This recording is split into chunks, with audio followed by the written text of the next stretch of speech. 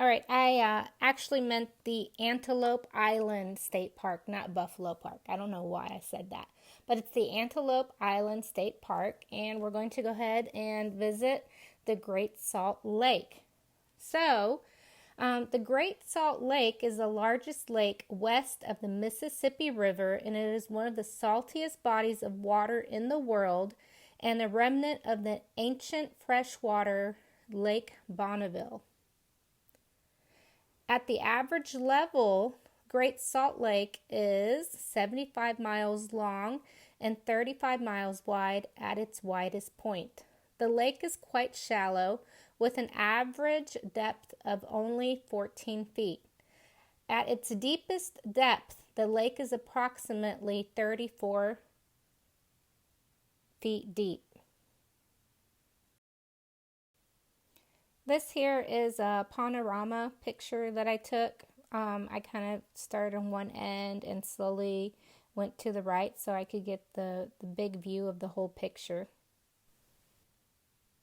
I just really wanted you guys to see how beautiful it was. It was such a nice day, a little humid, and a few what are those horsefly visitors because of the weather change, but it was absolutely beautiful.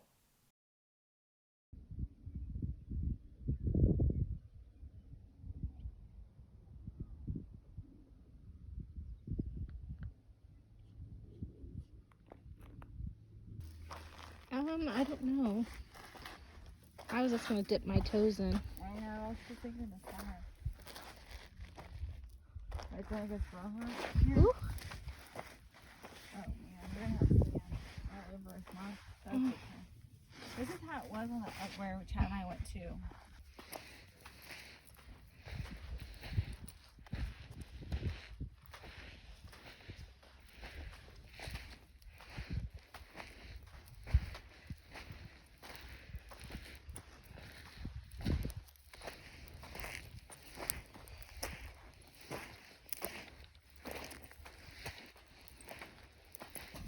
Ooh, walking through all the sand to get to the beach. So walking through sand's not that easy. It's actually a little harder than I thought. So maybe it's a mile away, I don't know. It's quite a distance from here. Let's see what it's like. Might dip my toes in it. All right, still walking. It's more rocky than sandy now. And not as far. We're getting closer. We're getting closer. Michelle and I. See our shadows? Whew. We should have worn hats. But we didn't. But we did remember to bring our water, right, Michelle? Yes. Show us your water. There it is. See? Good job, Michelle. Whew. All right. Here we go. Ooh, dead bird. Ew, where? Lots of dead birds. Okay, once we passed the carcasses, unfortunately some of the birds did drink salt water, and it was just a couple of bones here and there. But here I am, walking into the water. Ooh, it's warm. Nope, not warm. It's not too cold yet.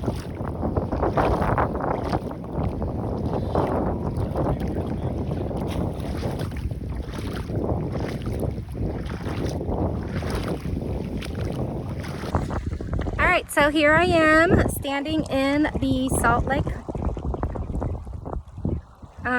Utah Salt Lake. All around me, look at this. The water's nice and cold. Look at this.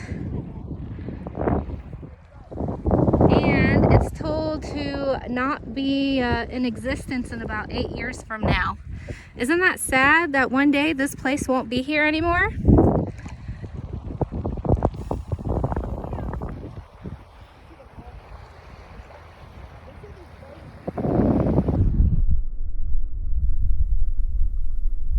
The lake is located at the bottom of the Flat Basin, or the Great Basin.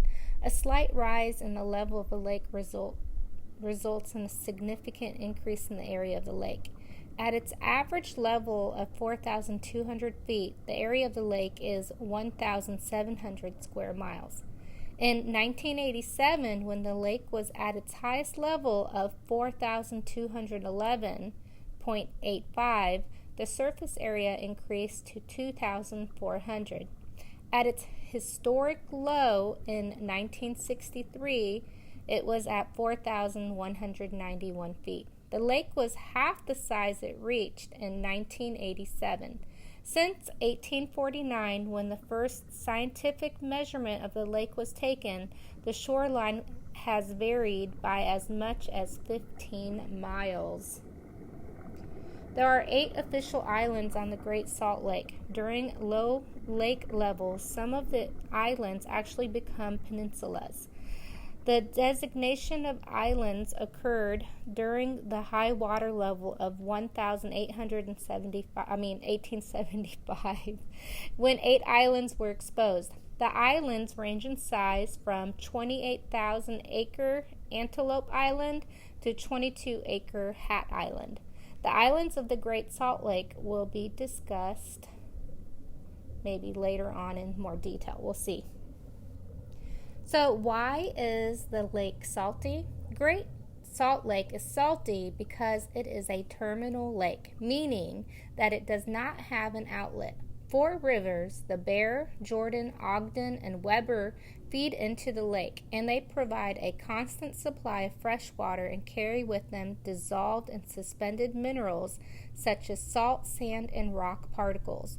These minerals and sand are deposited into the lake, and the only way water leaves the lake is through evaporation. You got it, evaporation. Who knows what evaporation is? As water evaporates, minerals are left behind to accumulate. It is estimated that more than 2 million tons of salt are brought into the lake each year. There is a constant fluctuation in lake level depending on snow runoff, precipitation, and evaporation. The salinity of the lake fluctuates with the level of the lake. Great Salt Lake has ranged in salinity from 5% to 27% over the past 22 years. This is 2 to 9 times saltier than the ocean's 3%. At present, Farmington Bay is approximately 5% salt, while the North Arm is 26% and the South Arm is 14%. And there's a few tourists visiting. My sweet daughter Michelle took a few pictures of me standing in the salt lake. So, life in the lake. Many view Great Salt Lake as a barren and desolate Dead Sea. This is far from true. Great Salt Lake is thriving with life and activity. The lake and its surroundings form the complex ecosystems that are distinct from one another yet interrelated. The marsh and salt flat ecosystems depend on the lake ecosystem. These ecosystems support a large number of species. Few species can survive in Great Salt Lake itself. As you noticed when we walked in, there were some carcasses of dead birds. Algae and bacteria grow abundantly in the saline water. They provide food for brine shrimp and brine flies, which also have an amazing tolerance for salt. The algae are microscopic, but are visible in colonies. They make food through photosynthesis and grow abundantly during the summer. They produce spores and overwinter in this form. There are several types of algae in Great Salt Lake, and the most common of the 2 species are Dunaliella, green algae, and the other one's called Dunaliella salina, is found in the more saline water of the North Arm. This species produces beta-carotene in large quantities, turning the water quite red. It is found in the less saline South Arm and casts a green look to the water. Dunaliella viridis. So there's lots of different kinds of bacteria that grows in here. Now, 29 species of bacteria grow in the Great Salt Lake, and the bacteria are a food source for brine shrimp, but play another important role. Bacteria act as an organic recycler and causes the decay in dead algae, animals, and organic wastes. Commonly found birds are avicides, heron, pelican, ducks, and black-necked stilts. Fish such as chub and carp are sometimes found in the marshes, as well as snakes, frogs, and muskrats. Water in the marshes gets saltier the closer to the lake. Only highly salt-tolerant plants live in the saltier parts of the marshes. So Salt Lake attracts lots of visitors, and I guess there was some visitors here right near the shoreline here and decided to create an artsy craftsy circle. It looks like someone spent a lot of time collecting rocks to make this little art piece, or not so little.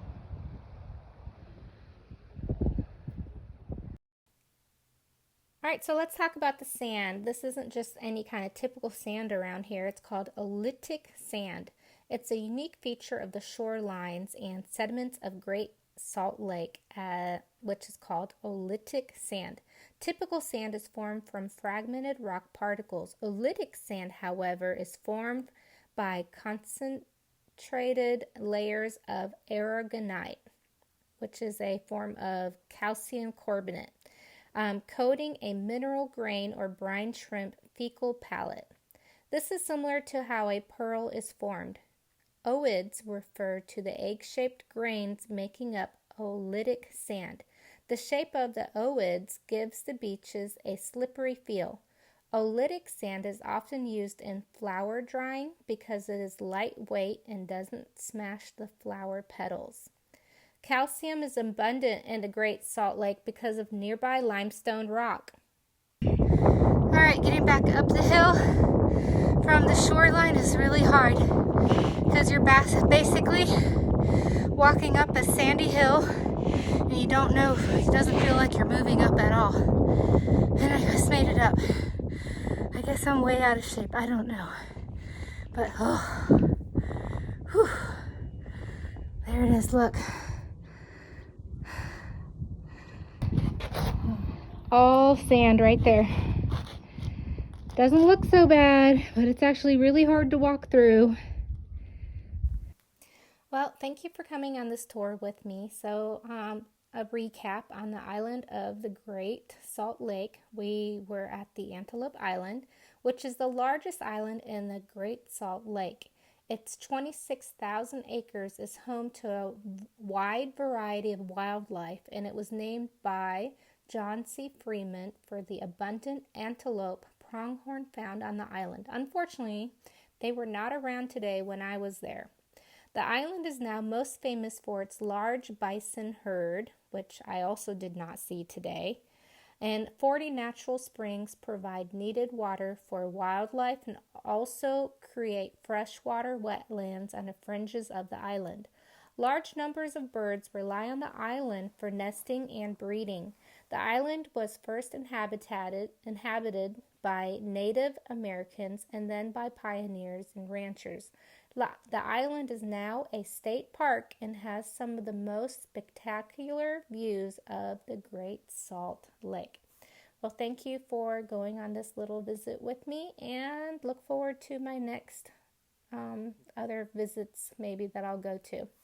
And don't forget to check out the aviary I went to visit.